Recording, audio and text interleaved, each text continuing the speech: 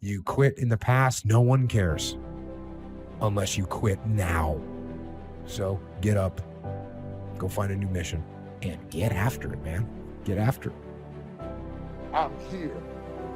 I said I was gonna make it. I've been through hell, but I'm here. If you try to run somebody else's race, you're gonna fail. You're going to lose. You're not gonna make it to the finish line. You're gonna tire and give up. You gotta stop caring so much about the approval of others and living for their approval. And you've gotta be who God made you to be. Every storm you have been through was never used to kill you. It was always used to push you. If you look back over your life, if you hadn't gone through that, you wouldn't have had this. If you hadn't gone through this, you wouldn't have had that. Keep on going, keep pushing, and endure. That's the message I want to have for you today. I don't know what you want to see. I wish I could see into the future and tell you that everything's going to be all right. I can't do that. The reality, the fact is, some of you are on a journey, but you want the journey to be completed right away. You want it to hurry up and happen. You want everything to just go well instantly, but that's not how life goes. The way life flows and the way it goes, hey, that rhymes, and I wasn't even trying.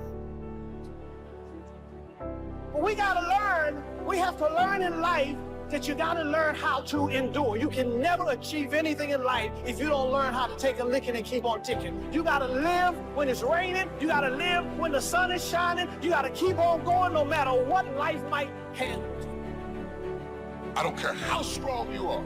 I don't care how intelligent you are. I don't care how tough you are. I don't care how resourceful you are. Sooner or later, you will run into something for which you have not been rated. And when it is too much, that's when we really want other people to help us with the load. That's when we desperately want somebody to lift this up off of you. And most of the time, we reach out to them because we had pressure beyond our PSI. And when they disappoint us, it is not the agony of living without them. It is the agony of going back to a weight load I must bear alone.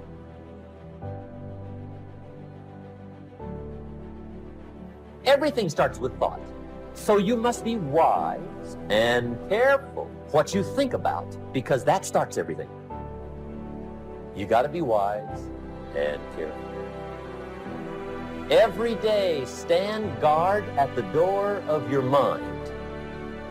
And you decide what goes into your mental factory. Don't let anybody just dump anything they want to in your mental factory, because you've got to live with the results.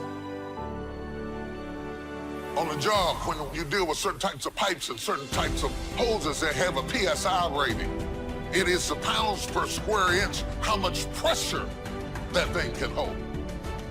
And if you add more pressure than the PSI is on the object, boom, it will burst because of pressure. Some of you today, you've allowed your circumstances to push you down and convince you that it's too much, it's never going to change. Now you're tempted to give up on what God's placed in your heart. But I'm asking you to dig your heels in and say, no, this is a new day. I will not give up on my dreams. I will not give up because somebody did me wrong. I will not give up because I tried and failed. I will not give up because it's taken longer than I thought. I've got a made-up mind. I'm going to become everything God's created me to be, and I'm going to have everything God intended for me to have. There's got to be a relentlessness on the inside that says no matter what happens, I refuse to quit. As long as God has given me breath to breathe, I'm going to keep pressing forward, pursuing my dreams, believing for His very best.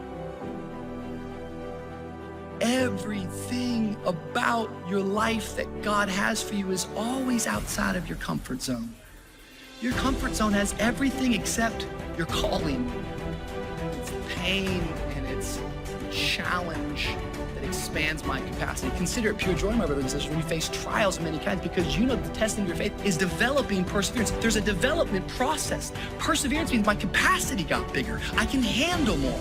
I love this little phrase. It says this: The definition of capacity is the ability to receive or to contain. Yet I actually believe the definition that you choose to believe for your life is going to be the thing that's going to cap your capacity. Your capacity grows the more you're able to release. It's releasing that gives you time for renovation.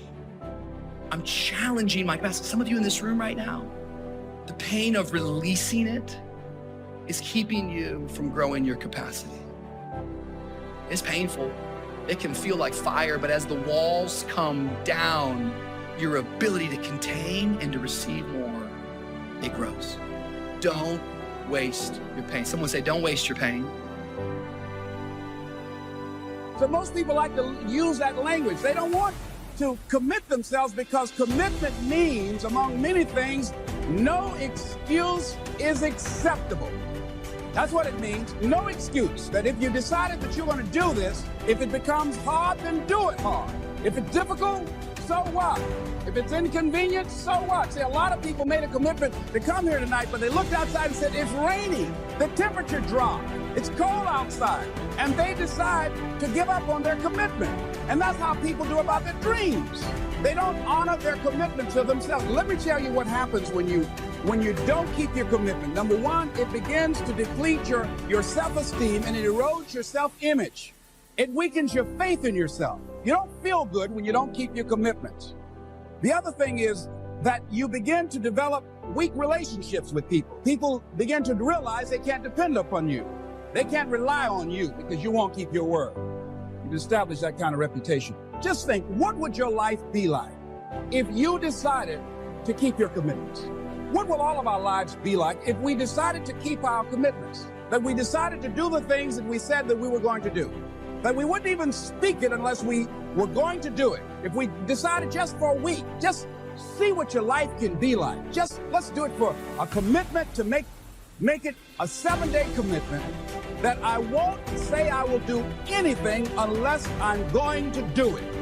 And find out what your life will be like. Let me tell you what, if you follow it through, if you keep your commitment to the commitment, at the end of the 7 days, you'll feel strong and powerful. Because by honoring your commitment, each time that you do, that empowers you. Whatever discipline that is required, whatever it is that you must do. So I'm suggesting, number one, commit yourself to live in the present. I saw the movie, The Dead Poets Society, Robin Williams, and they had a line in there, seize the moment. Many of us are not able to move forward and develop and manifest our greatness because we spend so much time looking back or worrying about the future. Seize the moment. See, you cannot go into the future and manifest your greatness when you have various things in your life that's blocking you. Let's look at how we can begin to keep our commitments. Remembering what Dr. Robert Anthony said about results. When you keep your commitments, you're able to produce some different kinds of results in your life. So how can we keep our commitments? And do we keep all commitments? No, we don't. You will not be at 100%. However, you will have a greater percentage rate of maintaining your commitments to yourself, whatever those things might be. If it's going into business, if it's changing a habit that you know that works against you, if it's overcoming self-destructive behavior, if it's retraining your thinking, if it's reinventing yourself, if it's trying to begin to design your relationship differently, all of us have the possibility by focusing and really harnessing our attention and concentrating on it, we really have available to us the power to honor our commitments in those particular areas. Make it priority.